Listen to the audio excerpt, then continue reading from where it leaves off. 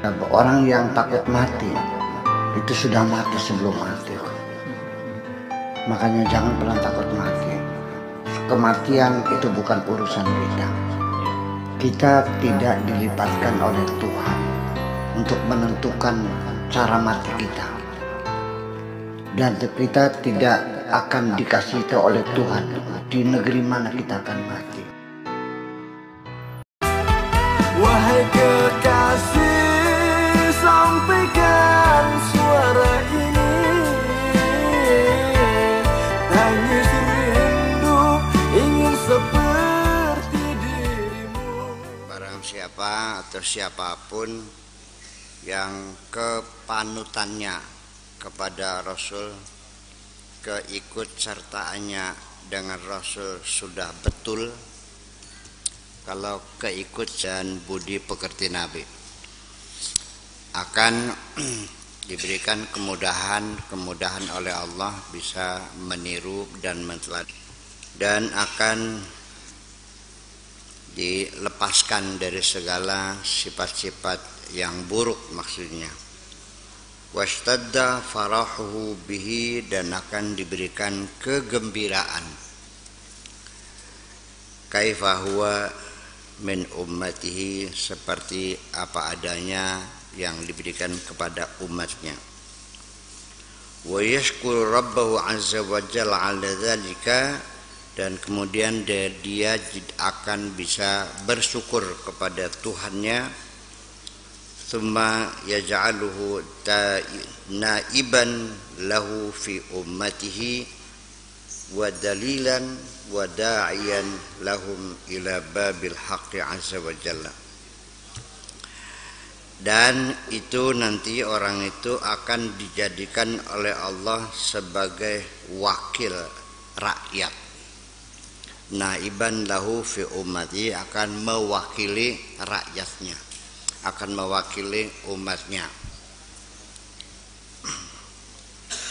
Jadi juru bicaranya umatnya, mewakili rakyatnya artinya yang akan memperjuangkan nasib rakyatnya, yang akan membela kepentingan umatnya.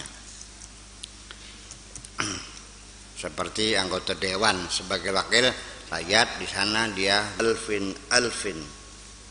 ila inqita'in nafsi wahid, ila inqita'in nafsi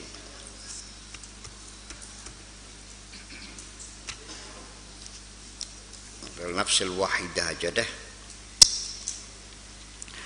Merupakan persentasenya 1 banding alfin itu 1000 berapa? 1000 tuh. Jadi 1/1.000.000. Jadi orang-orang yang berposisi sebagai penyambung lidah rakyat ini ya 1/1.000.000. Iya. Enggak banyak, enggak. Ya orang bener mah di dunia enggak banyak kok. Yang banyak orang yang bener.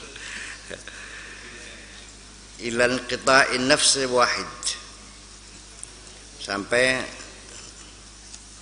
artinya sampai jiwa yang terakhir terputus, maksudnya sampai kapanpun juga itu.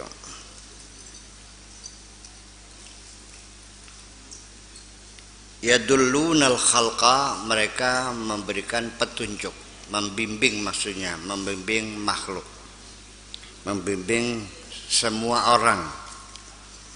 Wa yasbiruna ala adahum ma'adawamin nushi lahum, dan mereka selalu bersabar sekalipun oleh umatnya banyak disakiti. Dan itu biasa, namanya tokoh, namanya ulama, para aulia, ya biasa disakiti umatnya itu.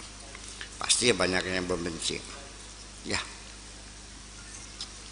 Jadi kalau kamu tidak siap jadi tokoh, menjadi pembimbing umat, ya kalau nggak mau dicari, ya kalau nggak mau dihujat, ya udah nggak usah jadi pemimpin. Gitu.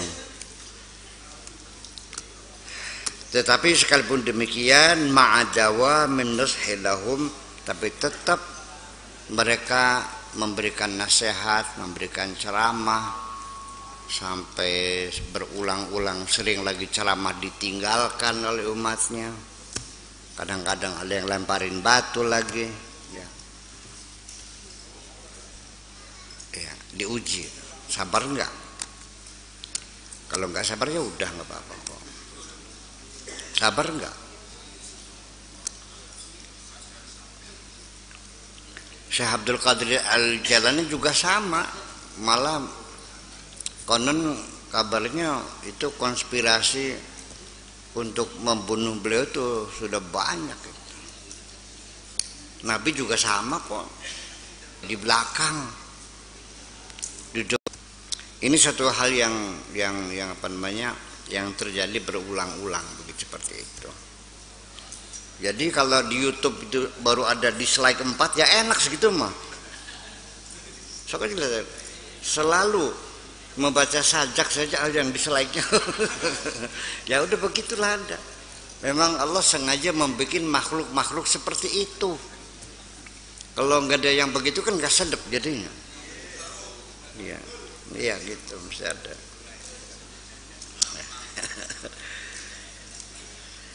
Yatabassamuna fi wujuhil munafiqina wal fussaq. Mereka tetap tersenyum di hadapan orang-orang munafik dan orang-orang fasik. Enggak cemberut, enggak marah, senyum aja kok. Senyum ini artinya sangat besar sekali. Kalau dalam pertarungan, sekalipun engkau kalah, selalu tersenyumlah di hadapan orang yang telah yang menaklukkan kamu itu. Dengan kamu tersenyum, orang yang menang itu tidak pernah merasa puas dengan kemenangannya. Senyum aja. Iya. Membuat orang yang menang semakin kecewa dengan kemenangannya itu. Kenapa? Karena engkau masih mampu tersenyum.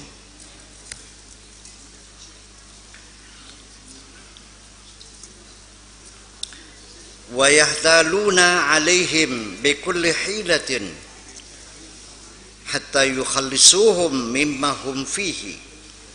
Dan juga mereka tidak pernah kurang upaya, selalu berupaya, berusaha dengan segala macam cara. Bagaimana caranya? Bikulli hilatin hatta yukhallisuhum mimma hum fihi, sampai bisa menyelamatkan mereka dari kerusakan mereka itu. Yang bodoh dipikirin terus bagaimana cara mengajar supaya bisa pintar. Yang medit dia selalu diupayakan bagaimana orang itu supaya menjadi dermawan.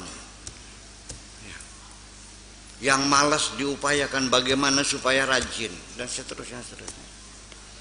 Bukan hanya sekedar ceramah di atas mimbar, tidak. Ceramah di mimbar ya pengaruhnya tidak begitu besar ya. Karena bagaimanapun juga berdakwah dengan perbuatan lebih efektif daripada dengan perkataan kok. Iya.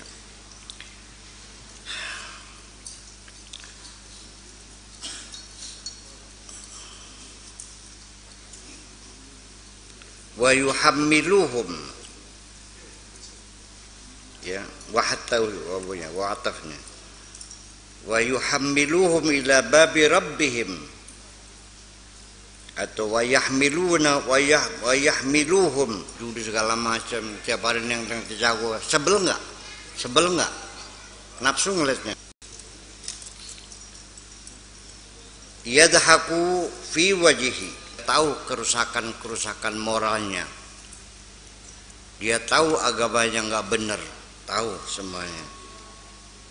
Wasawadi wajhi qalbihi, dan juga tahu, ya seperti gitu. Pala pilih boleh, ya seperti itu.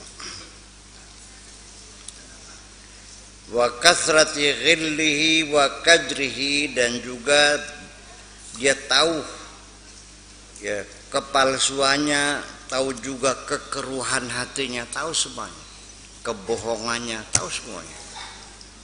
Tapi orang arif billah selalu berpura-pura tidak tahu. Ya tetap hormat-hormat aja kok. Nabi juga tahu kok sahabat-sahabatnya yang munafik mana, yang tahu semua. Tapi Nabi kan nggak bilang ya kamu munafik kan, enggak kan, kamu fasik enggak, ya udah aja.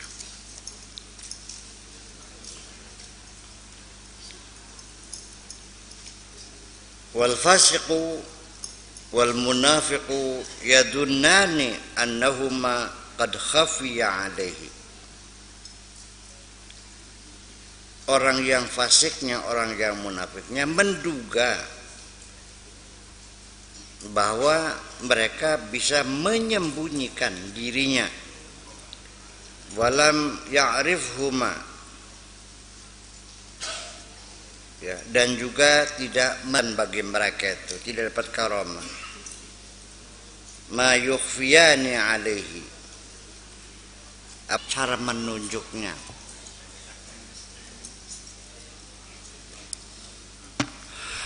Ini nggak usah pakai ilmu dalam lah, pakai ilmu luar aja juga bisa kok. Orang kalau berpikir matanya ke atas atau ke bawah.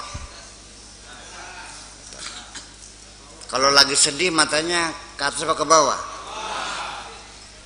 Kalau matanya bergetar sedang jatuh cinta.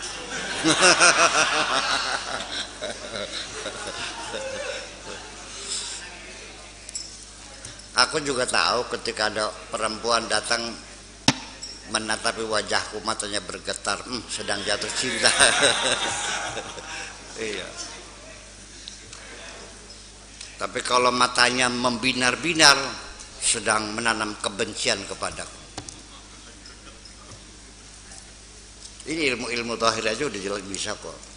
Dengan pengalaman panjang, ini bukan perlu sejeroneng winara, bukan ini mah. Ini kajian psikologis. Iya, itu aja udah ketahuan. Kalau orang berjalannya, kok ada dua kacamata ini?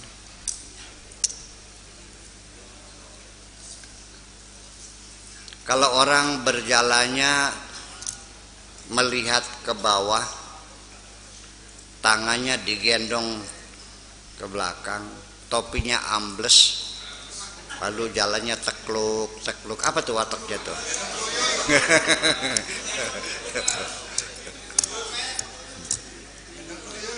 Kalau berjalannya talang teleng gitu kita apa tuh?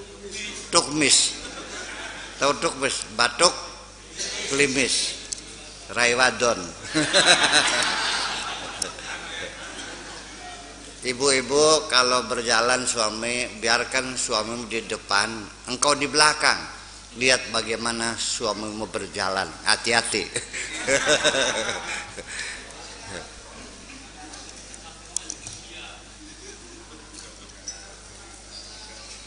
Kalau orang makannya berbunyi, apa artinya? Tukang rasani. Oh iya Pak. Saya itu memang itu gestur tubuh, ya body language cuma itu menampilkan. Jadi dari begitu ketemu sekali aja juga udah paham. Sekilas saja sudah bisa. Watak orang terbaca semuanya kok. Ya. Ini kan cerita ini kan karomah para aulia kan gitu. Udah pakai ilmu zahirnya juga bisa kok. Kan begitu. Satu contoh. Iya. Tapi ini kan melalui perjalanan panjang, mengamati, menghayati perilaku manusia kan gitu. Saya juga sering kadang-kadang ada tamu ngomongnya begini, nomor satu, pertama kula bade silaturahmi nggih, nomor kali nyuwun barokah nggih, nomor 3 wis paham. Iya. Lakinya lagi selingkuh.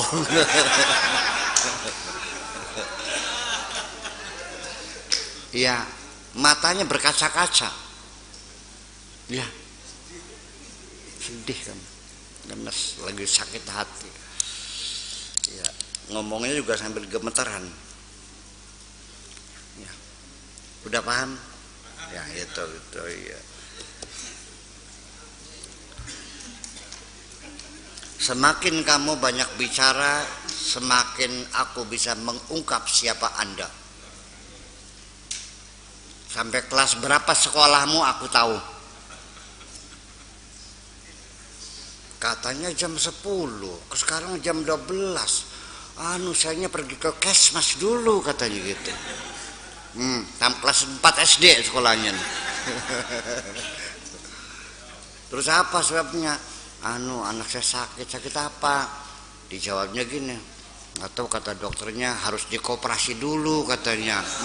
Nggak sekolah SD tuh. Iya dong, itu konsekuensi gitu. Saya sering nggak bilang universitas, persitas, seperti enggak? Kun guyon itu gurau saya menirukan bahasanya orang yang uneducated gitu kan, persitas gitu. Nantinya di bawahnya persitas namanya manggultas.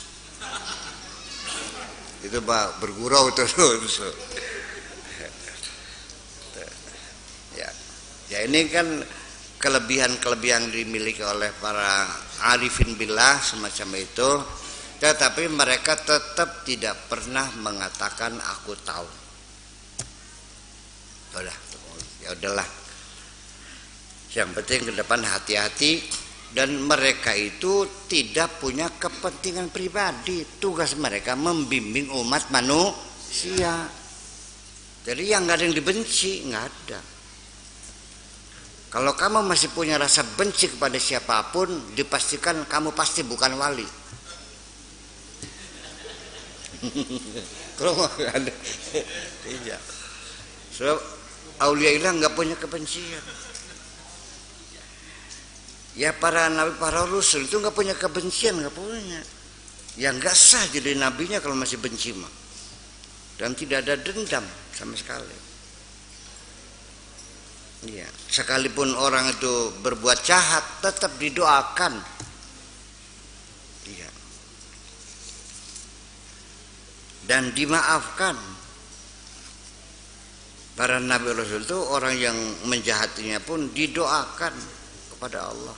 Ya Allah, ampunilah mereka yang telah menyakiti diriku ini, karena aku sudah memaafkannya. Iya. Dan terus komunikasi terus dibangun, tidak pernah dihentikan, nggak ada kapoknya, terus berkomunikasi. Itu namanya fa'fu anhum wastaghfir lahum wasyawirhum fil amri. Maafkanlah mereka dan mintakan ampunan kepada Allah untuk mereka, dan terus berkomunikasi, musyawarah dibangun terus. Itu bedanya. Karena tujuannya untuk membangun umat manusia, bukan untuk masalah pribadi yang nggak ada musuh cuma. Jadi ya kalau ada orang memusuhi silakan aja. Aku benci kamu. Ku jawab aku sayang kamu.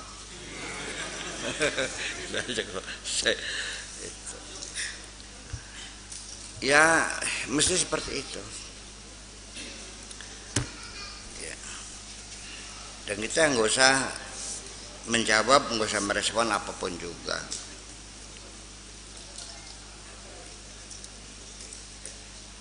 Itulah kurang lebih bagaimana perilaku. Jadi nanti ke depan ini salah satu password ya untuk memperhatikan orang ini benar atau enggak, wali atau bukan. Saya ingin mengatakan jangan pernah dikaitkan perwalian itu dengan kesaktian. Hampir gagal semuanya. Kalau orang menampilkan kesaktian, percayalah di ujungnya menipu kamu. Udah gitu aja. Yang bisa menggandakan uang nipu kamu. Ya, yang bisa mencarikan merah delima menipu kamu. Pedang semure sama. Pring petuk sama. Uang Brazil sama. Harta karun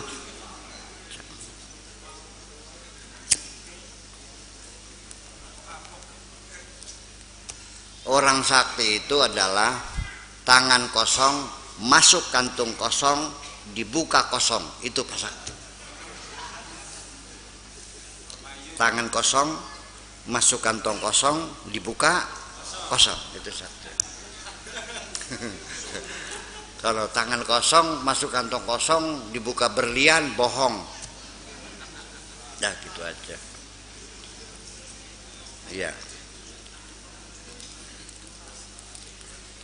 Tapi sebelum kamu memperhatikan seorang wali, begitu dia sadar ada yang memperhatikan, pasti bersembunyi. Nah, cirinya wali ini kalau meludah selalu ke kiri. Sengaja, selalu ke kiri. Karena ada yang perhatikan, sengaja ngeludah ke kanan. Udah selesai. Dudu wali jauh spur. Kira-kira. Iya, jangan nggak bakalan. Tidak semudah itu. Semakin kau masang teropong, semakin tersembunyi.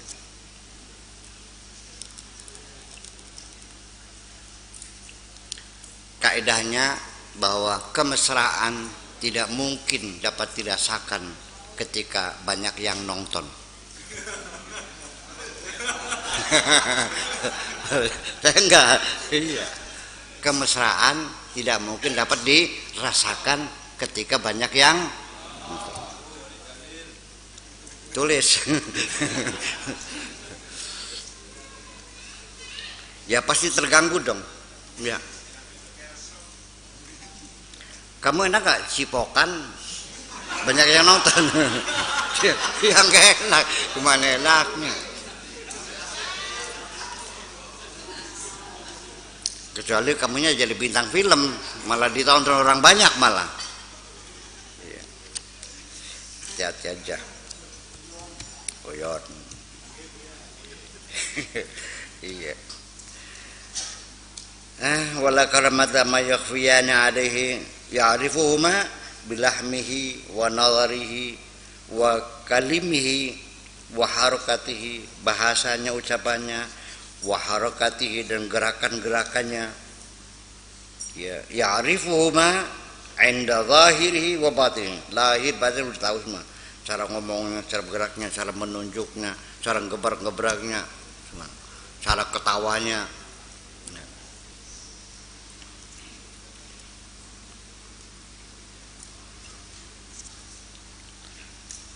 Ya, seperti itu. Wala syakka, sudah pasti ya. Wala syakka itu namanya sudah pasti, tanpa keraguan lagi, bahwa kalimat, ucapan, bahasa, pandangan, gerak-gerik semuanya, sampai aroma pun, itu saya tambahin lagi, aroma pun bisa. Nabi Muhammad itu, sahabat mengatakan tidak pernah seorang sahabat pun mencium aroma Nabi yang tidak menyenangkan, selalu berbau wangi. Ya, bukan karena selalu pakai minyak wangi, ya memang keringatnya juga bekas yang mempunyai perengus, kasih jen. Iya, yang baunya menusuk tuh, namanya bau kecok. Biasanya keluarnya dari ketek tuh, bau kecok tuh. Ya kalau bau kecok yang pasti dia belum mandi, itu aja lah. Ya.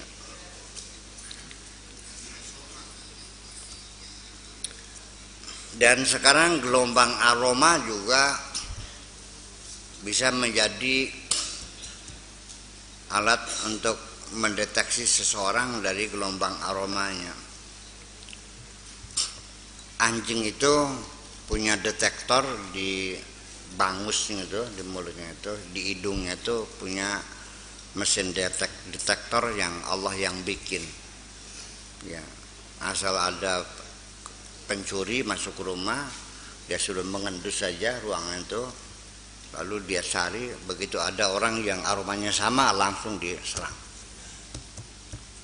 Karena ada campur perengusnya dikit, kemudian bau sebelnya dikit, bau apa lagi, anjirnya dikit. Oh ini sih ini.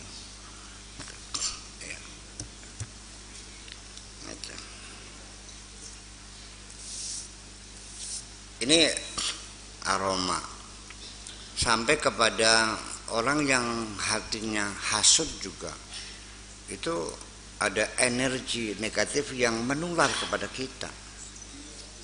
Ya, sebaiknya segera jauhkan saja, nular. Kita nggak nyaman gitu kalau dengan orang yang hasud. Dia itu orang hasud itu orang yang tidak suka melihat kita senang. Nggak usah dilawan, udah tinggal aja, sudah nggak usah bersahabat lagi. Membuat suasana nggak nyaman aja. Kita juga begitu dalam ruangan, tiba-tiba ada orang yang jiwanya hasud, wa min syarri hasidin idza hasad. Nah, kalau sedang hasudnya sedang tidur mah nggak ada masalah ya gitu juga. Tapi kalau sudah ngamuk hasudnya terasa sekali. Ya, aromanya, pembicaraannya, pandangan matanya, cara makan, cara batuk, cara napas, cara tidur, semuanya.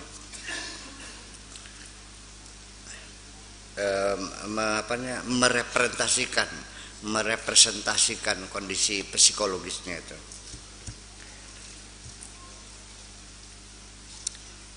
Wailakum tadhunnuna annakum tukhfuna 'ala siddiqin al-'arifin al-'alimin. Ya, celaka buat kamu. Ya. Tadhunnuna, dikiranya kamu punya dugaan annakum tukhfuna as-siddiqin. Dikiranya kamu bisa bersembunyi, bisa menyembunyikan dirimu sendiri kepada orang-orang yang as-siddiqin al-arifin al-alimin, orang yang siddiq, arif dan alim. Nggak bisa, engkau tidak bisa menyembunyikan kepribadianmu itu, semuanya terbaca semua.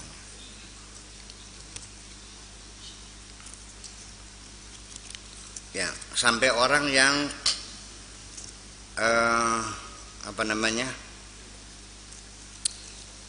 hormon yang dikeluarkan oleh seseorang itu juga bisa terdeteksi bahwa orang ini orang hiperseksual, kelihatan tuh semua itu. Ya, ini orang yang lemah syahwat, kelihatan. Bahkan kelemar kewus kan, loyo gitu. Dan tidak bisa disembunyikan, sepertinya agresif, lihat cewek kayak ya gitu tuh, seperti jagoan lah, aksi banteng tenaga cacing loh.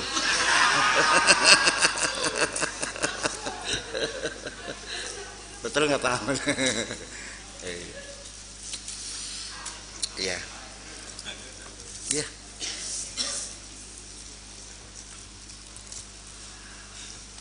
Ya akhirnya mah ya tetap aja bahwa orang yang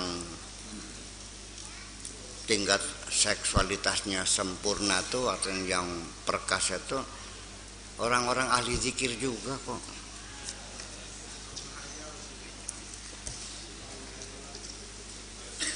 Percaya? Iya. Ya kenapa ya? Karena mereka itu orang yang bisa sustainable, bisa menjaga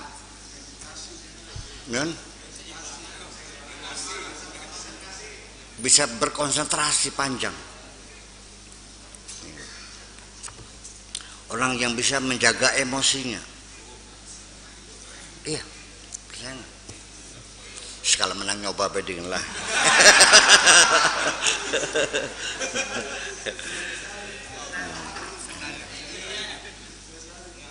Tapi ilmu semacam ini nanti kita face to face aja, empat mata aja, bukan untuk umum ini.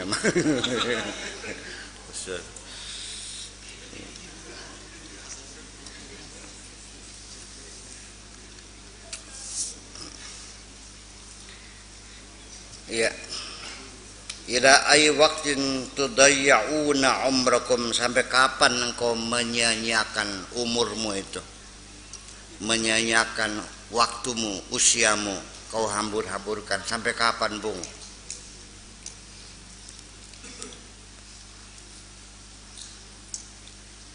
Untuk apa? Fila syai', untuk sesuatu yang nihil, sesuatu yang enggak punya nilai, kau hamburkan waktu setiap hari. Iya. Orang munafik, orang fasik, orang yang itulah sehari-hari waktu dibuang-buang, tidak ada manfaatnya. Ya begini aja lah caranya, metodenya. Setiap kita akan tidur, sebelum naik ke ranjang, ambil pulpen, ambil kertas, coba direkonstruksikan kembali, diingat kembali sejak bangun tidur pagi sampai akan tidur lagi malam. Sok ditulis satu persatu apa yang sudah kamu lakukan. Ternyata nol semuanya itu, buang waktu semuanya.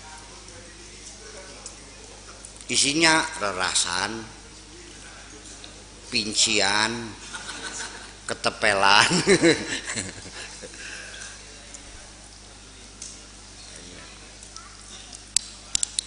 Ya. Uang hilang, bisa dicarinya, bisa digantikan, tapi waktu tidak pernah akan kembali. Jadi kalau kamu rugi waktu, rugi untuk selamanya. Ya, rugi uang, besok-besok bisa untung lagi kok. Ya. Dan waktu yang kau hamburkan itu adalah umurmu. Yang kau hamburkan adalah umurmu, usiamu.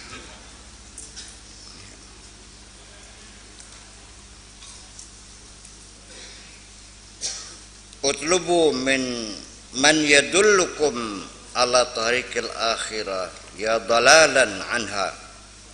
Orang yang lagi sesat, cari dong orang yang bisa menuntun kamu menuju jalan akhirat. Cari, dicari, dikejar di mana adanya, sok di sana. Di Malaysia, di Jerman, di Belanda, kai sana kejar.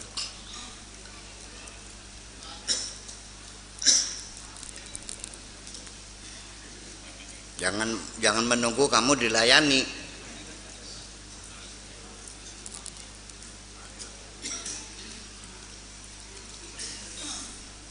Utlubu man yadullukum ala tariqil akhirat ya dalalan anha. Wahai orang yang sesat dalam kehidupan dunia, cari dong orang yang bisa menuntun kamu menuju kebenaran itu. Dengarkan nasihatnya. Allahu Akbar alaikum ya mautal qulub. Allahu Akbar, ya makhluk-makhluk yang hatinya mati nih. Ya musyrikin, orang-orang musyrik. Bil asbab, kemusyrikan disebabkan ketergantungan hatimu kepada kausalita, asbab. Musyrik bil asbab. Kenapa orang itu disebut musyrik bil asbab? Karena ketika ada yang diyakini selain Allah yang apa saja bisa, berarti Tuhannya ada dua dong.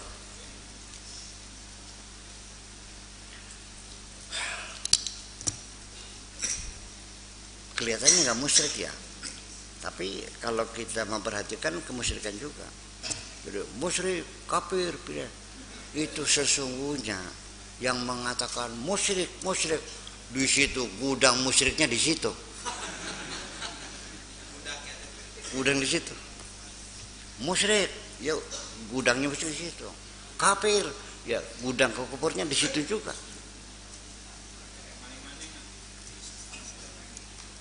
Oke. Dulu ketika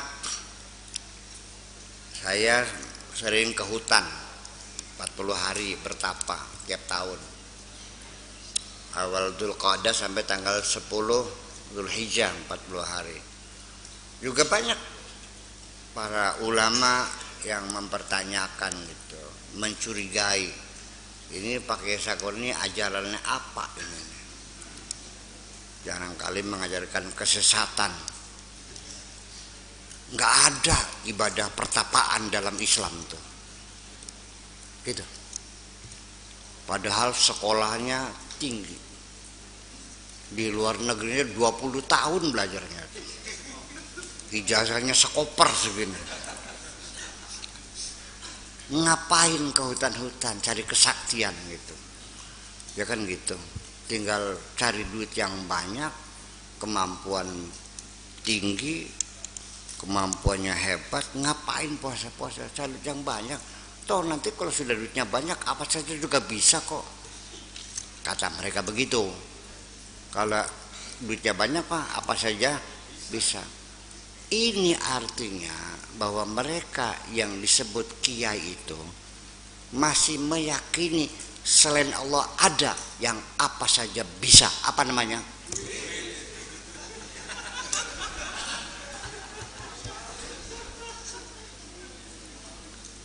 Yang kita yakini innallaha ala kulli syai'in, Allah itu apa saja bisa, dan hanya Allah.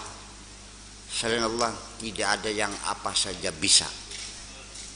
Tetapi ketika orang meyakini bahwa selain Allah ada yang apa saja bisa, berarti musyrik enggak?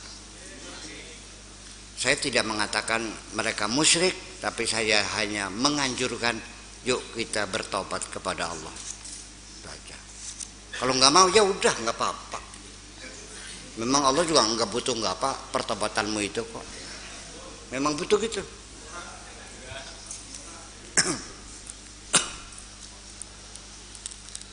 Itu ya musyrikin bil asbab. Udah paham? Musyrik bil asbab, menyekutukan Tuhan karena selain Tuhan ada lagi kekuatan lain yang bisa menentukan. Namanya hukum kausalitas.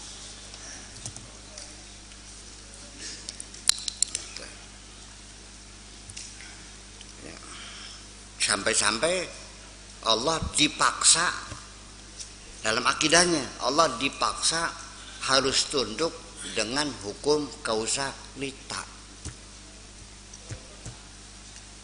Dari mana logikanya orang tidur aja pengen kaya? Dari mana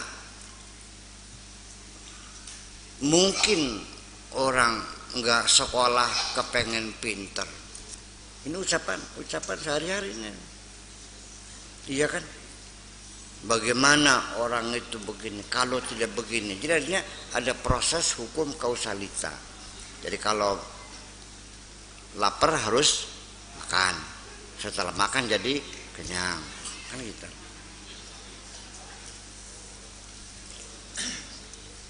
Orang bisa dihormati karena harus punya harta. Kalau nggak ada harta nggak dihormati.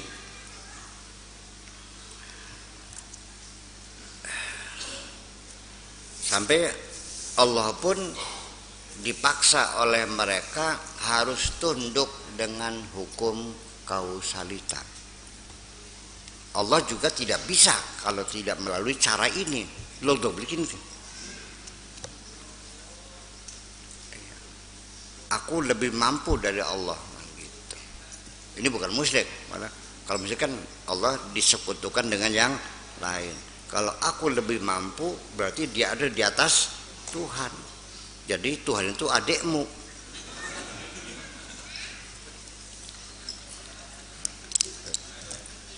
Ini dalam ucapan sehari-hari. Mereka nggak sadar ucapan sehari-hari. Nih contohnya ada bangunan nih, ya kan? Mana pedingnya tuh? Iya. Sudah ada belum yang ngomong? Kalau saya nggak ada, nggak bakal jadi nih gitu. Ada belum? Tapi saya sering mendengar biasanya itu masjid ya, balai desa, pokoknya yang bangunan umum lah gitu. Lamun lakar yang masalah datiak. Kalau nggak ada gue nggak bakal jadi. Tahu, gue nyumbang nih 500 juta loh gitu. Silakan Anda bangga dengan kebaikan Anda. Ya, paling-paling amal Anda hilang. Tapi kalau Anda mengatakan seperti itu, kalau tidak ada saya nggak bakal jadi, itu kurang ajar kepada Tuhan. Ya, kalau Anda bangga cerita-cerita sama orang saya nyumbang, boleh. Itu disambar ria, habis amalannya dan tidak akan mendapatkan imbalan dari Tuhan, mending itu mah. Ya, tapi dengan mengatakan tanpa aku tidak mungkin jadi, saya bilang, Allah ada, Allah yang menentukan, jangan bisa. Oh jadi kalau ada kamu, masjid ini jadi gitu. Kalau kamunya nggak ada, kalau nggak ada saya nggak bakal jadi. Nah kalau kamunya ada, jadi. Kalau kamunya nggak ada, Allahnya ada, nggak jadi. Kalau saya nggak ada mah. Jadi dia merasa lebih menentukan di atas Tuhan. Itu sehari-hari. Dan nanti sebelum engkau menghadap Tuhan, ketahuilah kecelakaanmu di dunia keluarnya dari mulutmu ini kok. Iya. Iya. Ya. Jadi dihitung dong gitu. Kamu keluar duit 1 juta belanja di Grage Mall. Setelah pulang diperiksa, bingung dia. 1 juta, kok masa dapatnya ini saja? Dapat cepet sama peniti, kok masa 1 juta? Obat nyamuk sih, masa 1 juta? Anda membuang uang banyak dengan hasil yang sedikit, merasa kecewa enggak? Tapi Anda membuang-buang kalimat yang berhamburan, tidak ada hasilnya, tidak pernah merasa kecewa. Husbai purbaika. Iya.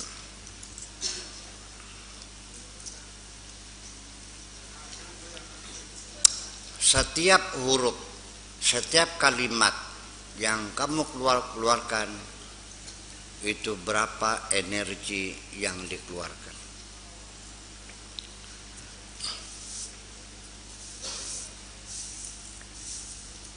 Berapa ratus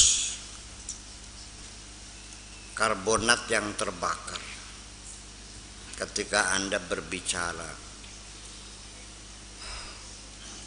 lebih banyak daripada tenaga yang kau keluarkan. Iya. Makanya ketika orang ingin punya anak itu diperlukan menghemat suara. Kalau perlu puasa tidak bicara. Nabi Siti Maryam juga punya anak. Ini nazartu lirrahmani shauma falan ukallimal yauma insiya. Nabi Zakaria juga sama. Ayatuka alla tukalliman nasa salasa layalin sawiyya. Jadi akhirnya dicas ya, dicas kembali, itu menjadi energi besar. Itu hubungannya dengan sperma. Kalau orang bisa mengemas suara, spermanya galas. ono yang ngantel seroblus kan.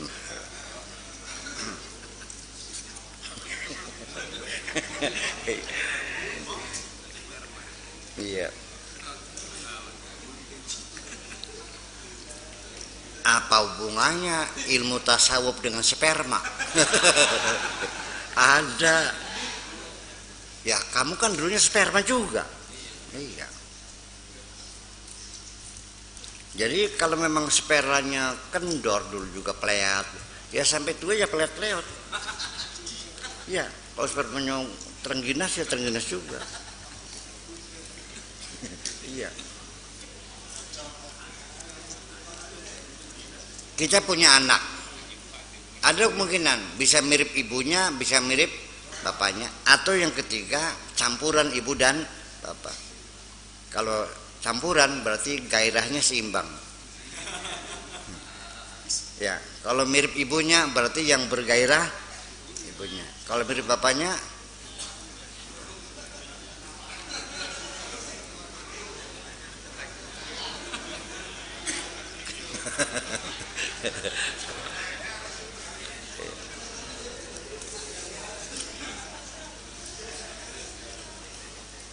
dan nanti begitu bentuk zigot itu terus berkembang, zigot ya. Zigot itu bentuknya kalau belum dalam tahapan itu sebesar bakso. Itu persis kayak daging bakso. Iya. Lalu dalam pertumbuhan sel berikutnya akan membentuklah garis-garis mata, jari-jari, tangan, kaki, kepala mulai. Nah, kalau sudah berbentuk sempurna itu biasanya di usia embrio itu 4 bulan baru di situ ditiupkan ruh kemanusiaan, ruh insaniyah baru. Sebelum itu sudah ada rohnya juga sih, sudah ada di hidup, tapi kan masih ruh hayawaniyah.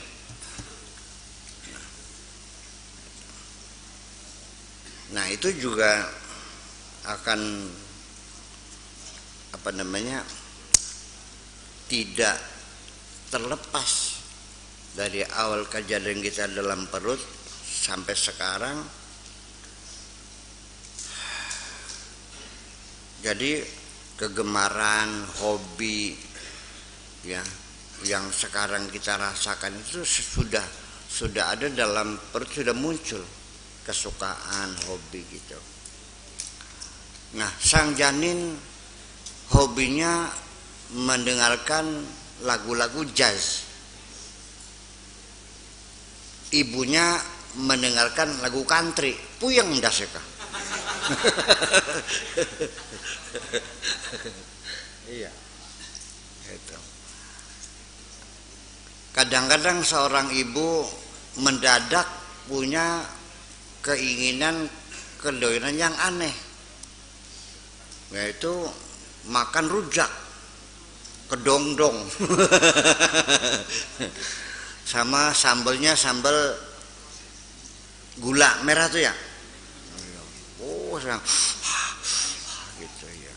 Kok begitu? Sampai ada yang makanin tanah juga ada. Ampo namanya itu.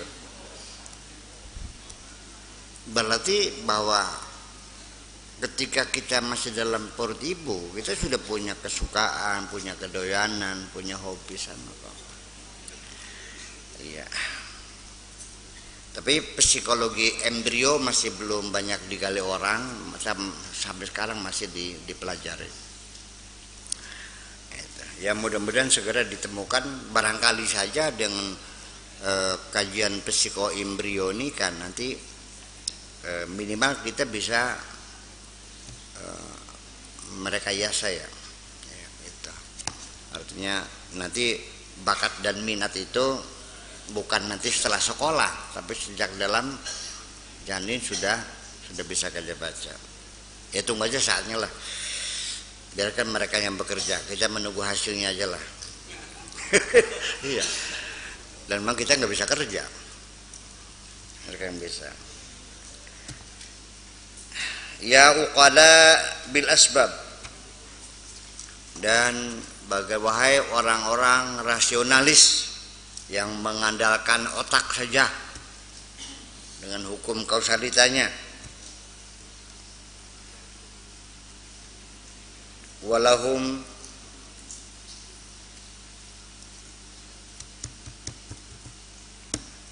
kalimatnya kan nyambung, walahum waqwahum wa ma'aishuhum wa ru'usu amwalihim, dengan segala yang mereka miliki berupa kekuatan-kekuatan yang mereka miliki, wa ma'aishuhum, dan penghidupan yang mereka miliki, wa ru'usu amwalihim, dan modal yang mereka miliki, wa salatinu biladihim, dan raja-raja mereka yang miliki, wa jihatuhum, dan daerah mereka, allati yantahuna ilaiha, sampai di penghujungnya, teritorialnya, daerahnya semuanya. Innahum mahjubuna anillah azza wa jalla, mereka itu orang-orang yang mahjub, yang tertutup mata hatinya, tidak bisa mengenali Allah. Ya.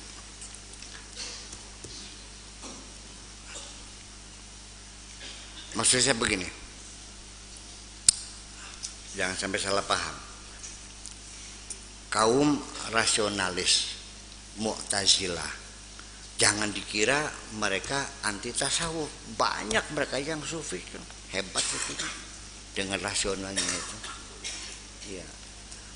Ya, jadi jangan mengatakan bahwa rasionalitas itu menghambat kemarifatan. Enggak juga, malah justru itu yang lebih mampu mengantar kepada kemarifatan itu.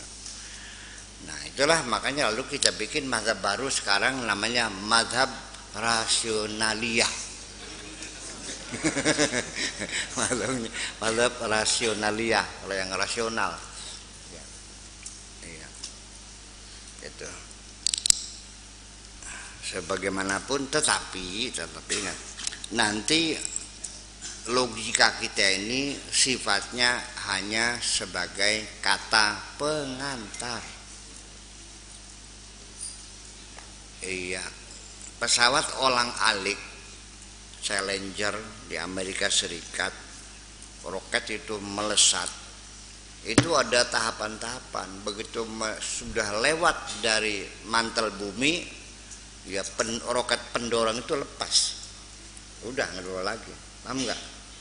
Makin lagi makin dilepas lagi, ya. Dan akhirnya sampai di penghujungnya semua kita sudah tidak ada lagi akhirnya itu. Nah, itulah tingkatan fana, jasad kita, logika kita, rasa kita, hati kita, semuanya habis. Baru kita mengenalnya itu. Jaga terusan.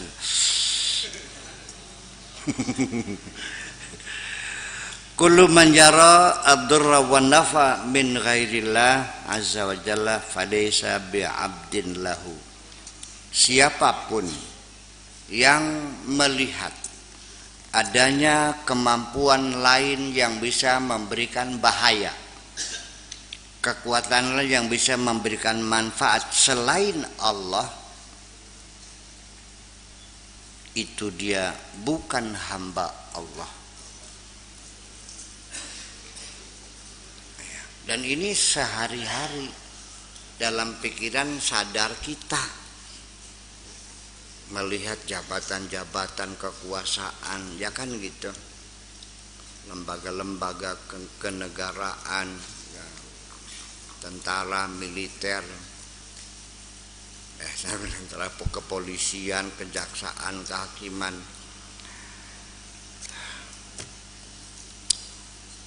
Jadi ketika seorang atasan juga paling sering seorang atasan marah kepada bawahannya karena dia selalu membangkang. Apa katanya? Sekali lagi engkau mengabaikan perintahku, ketahuilah masa depanmu ada di ujung penaku ini. kapan saja aku bisa memutasi kamu. Hebat bukan main. Jadi artinya ya seperti itulah sehari-hari. Iya. Jadi artinya ketika kita meyakini ada sesuatu lembaga, orang, apa aja lah yang kita yakini bisa kemampuan menolong kita, yang bisa menghancurkan kita, ketahui engkau sudah bukan lagi hamba Allah. Ya. Ya itu. Resikonya ya seperti itu. Berarti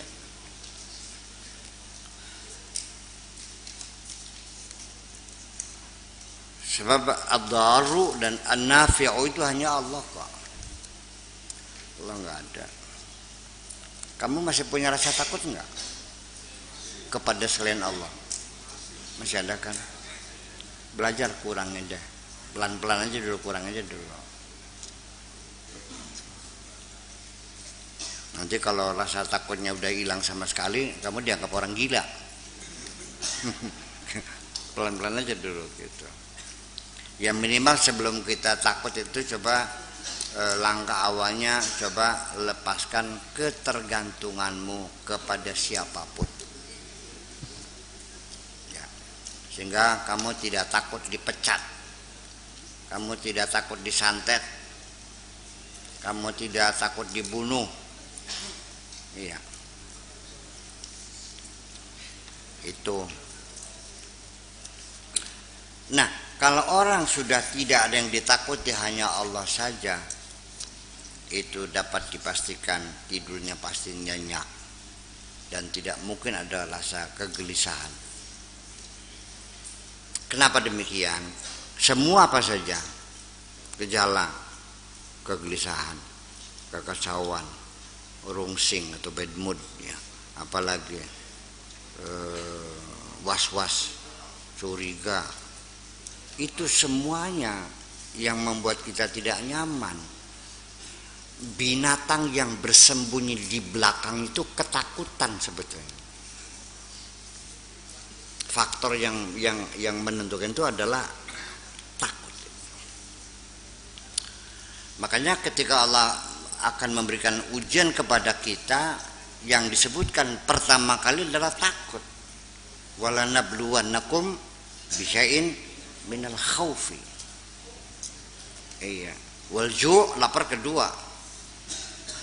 Yang pertama takut dulu.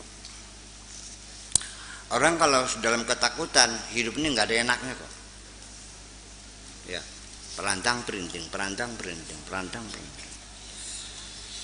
Bulu roma meremang-remang. Ketika kamu berpelukan dengan istrimu yang cantik jelita, sampai bulu romamu meremang-remang, perantang perinting, enak nggak?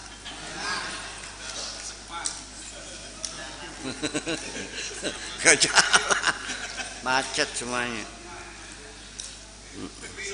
Ya itulah persoalannya. Huwa abdu man ra'a dzalika minhu, dia hambanya sesuatu yang dia lihat yang bisa membahayakan dan yang bisa memberi manfaat. Apa atasannya? Ya itulah berarti Tuhannya adalah atasannya. Kalau dia bergantung kepada atasannya, ya sampai menjilat-jilat pantatnya gitu, untuk dapat jabatan, ya berarti Tuhannya atasannya. Kalau dia takut kepada atasannya, takut barangkali dipecat, barangkali dimutasi, ya berarti Tuhannya atasannya. Kata Allahnya, ini bukan hambaku, sana.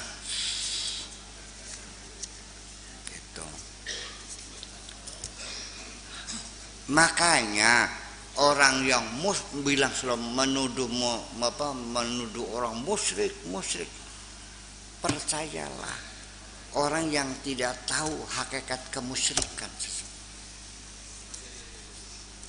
Iya. Kalau orang tahu kemusyrikan, tidak mungkin akan memusyrik-musyrikan orang lain. Iya. Setiap hari kita terjebak dalam kemusyrikan itu. Makanya yang penting baca istighfar aja lah. Aja. Iya kan? Fahuwal yaum fi naril maqti wal hijab. Sekarang di dunia dia dalam api kebencian dan penghijaban. Hidupnya susah, nggak nyaman, selalu gelisah, tidak ada ketenangan. Di dunianya tersiksa, wa ghadan fi nari jahannam. Di dunianya tersiksa, di akhiratnya terbakar. Ma yaslamu min narillah azza wa jalla, tidak akan ada yang selamat dari siksa api neraka Allah illal muttaqun, kecuali orang-orang yang bertakwa, al muwahhidun, orang yang mengesahkan Tuhan, al mukhlisun, orang-orang loyalis, at-taibun, orang yang banyak meminta ampun kepada Allah. Itu katanya begitu. Ya. Saya menduga yang orang yang suka mengubah kafir itu kebanyakan, yang paling dekat dengan juga itu kebanyakan Fuqaha. bicaranya hitam putih. Oh gitu. Bukan para sufisme atau para simpan sebagainya. Sementara orang itu bukan saya. Ya kalau fuqaha no, para sufi juga sudah dapat dipastikan mereka fuqaha juga. Sebagaimanapun nggak mungkin akan masuk ke hakikat tanpa syariat dong. Iya dong. Masa wali bisa banyak wudhu?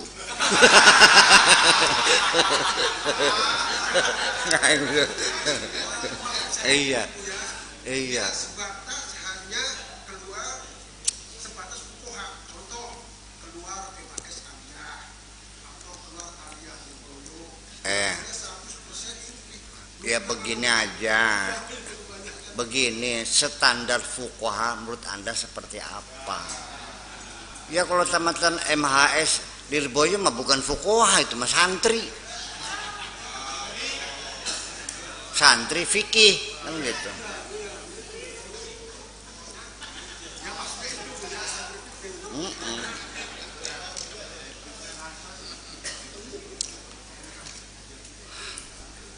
Ya fikihnya juga terbatas. Fikih ala mazhabil Imam Asy-Syafi'i.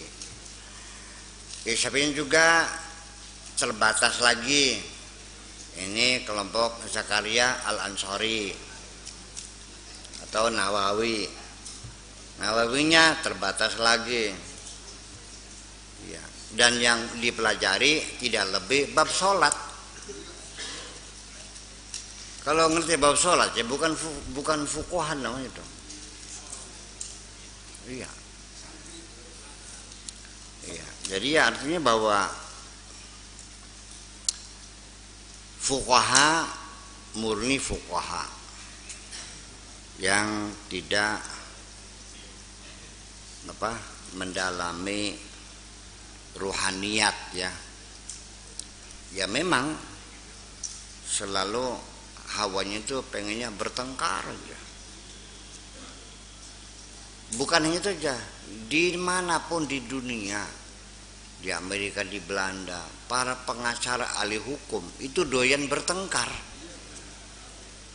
Kalau dokter lebih santun, karena disiplin ilmu sendiri juga